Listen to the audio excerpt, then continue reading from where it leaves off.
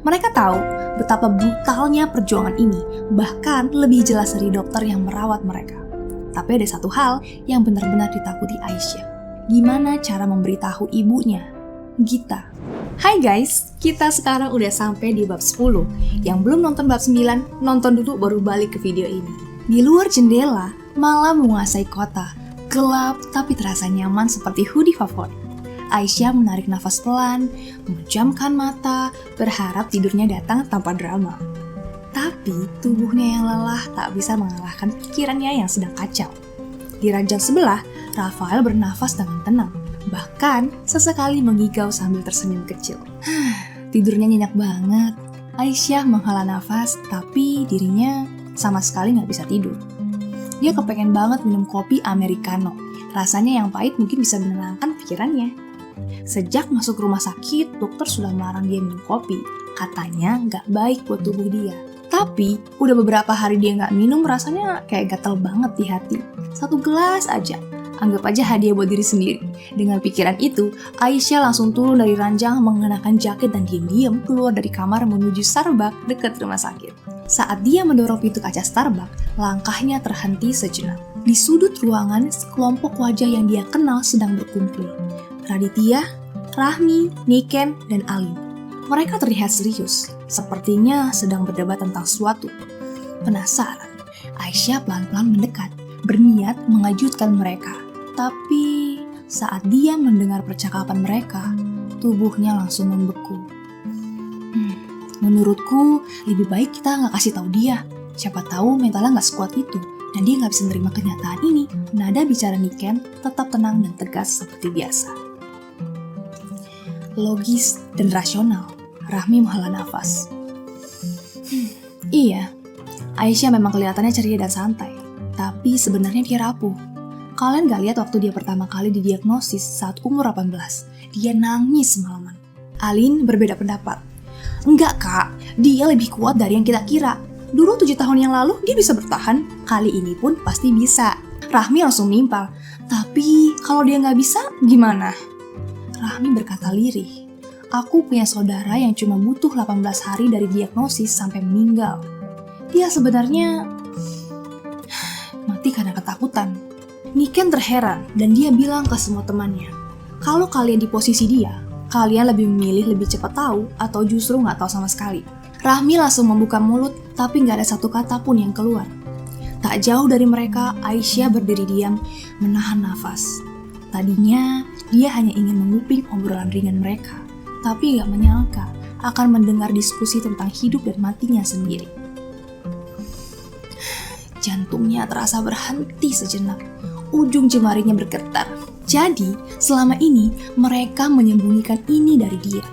Niken melihat ke arah Raditya dan dia diam sejak tadi. Dengan ada sedikit kesal, dia bilang, Raditya, lo kan pengacara.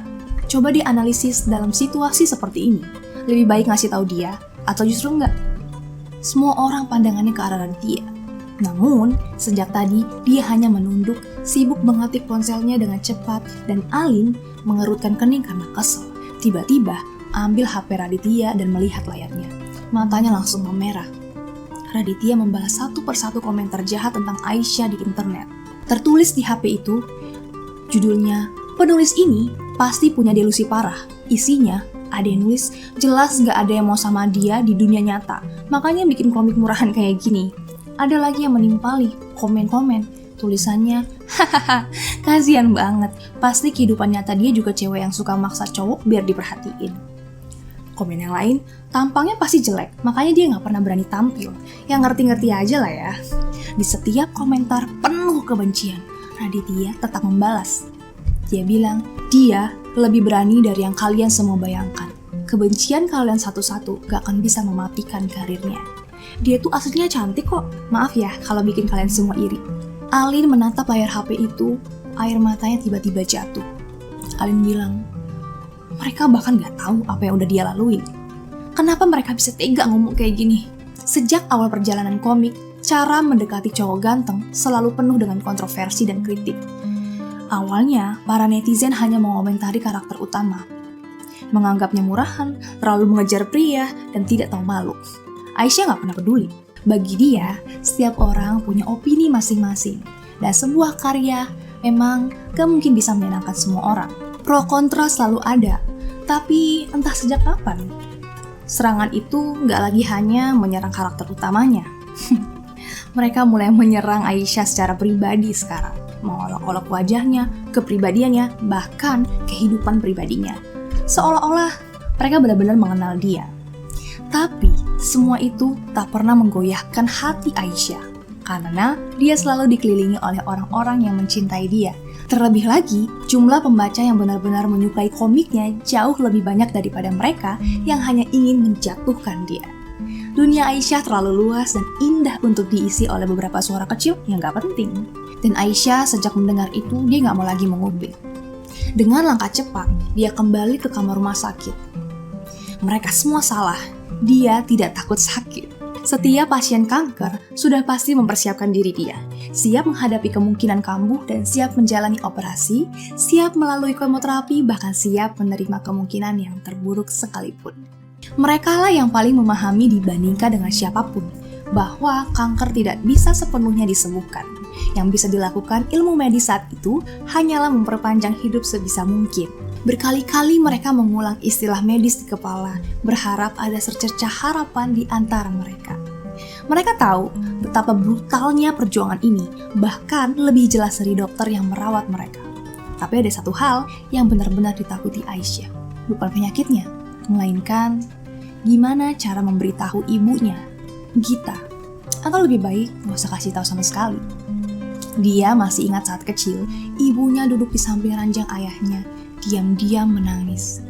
Itu adalah hari-hari terakhir kehidupan ayahnya. Lalu, bertahun-tahun kemudian, giliran Aisyah sendiri. Saat dia didiagnosis kanker paru-paru di usia 18, ibunya kembali berada di samping dia, berulang kali menggenggam tangannya, mengira dia sudah tidur, dan diam-diam menangis. Tapi, Aisyah tahu semuanya.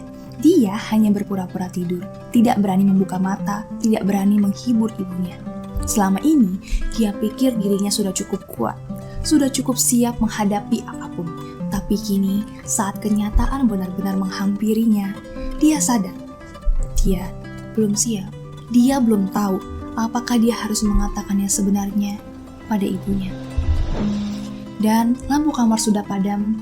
Aisyah meringkuk di sudut ruangan, jemarinya bergerak di atas iPad untuk menggambar sesuatu. Di layar, Aisyah menggambarkan seorang gadis berdiri sendiri menghadap monster raksasa. Tubuhnya penuh luka, tapi dia tetap tegak, kokoh, dan tak tergoyahkan. Dia mengangkat pedangnya tinggi-tinggi, lalu mengayunkannya ke arah monster itu, memberikan serangan terakhirnya. Di layar muncul tulisan, "Kalahkan iblis kanker." Aisyah menatapnya lama, lalu tersenyum samar. Dia belum tahu apakah akan memberitahu ibunya, tapi satu hal sudah pasti, dia tidak akan pernah menyerah. Dia akan bertarung sampai akhir dan dia akan menggambar satu komik lagi tentang seorang gadis yang berjuang melawan iblis kanker. Seperti di mimpinya, dia akan menjadi pahlawan dan dia akan mengusir kanker-kanker di dunia ini. Dia ingin anak-anak yang sakit bisa hidup dengan bahagia, bebas dari ketakutan, dan pada akhirnya gadis itu akan mengalahkan semua monster. Lalu dia akan terus mencintai dunia ini. Halo Bu, perkenalkan saya Raditya, pacarnya Aisyah. Dan saya mau ngasih tahu kalau sekarang dia lagi sakit. Di seberang telepon, tiba-tiba suara hening. Lalu terdengar suara Gita yang terdengar marah. "Anak saya gak pernah punya pacar, kamu penipu ya?"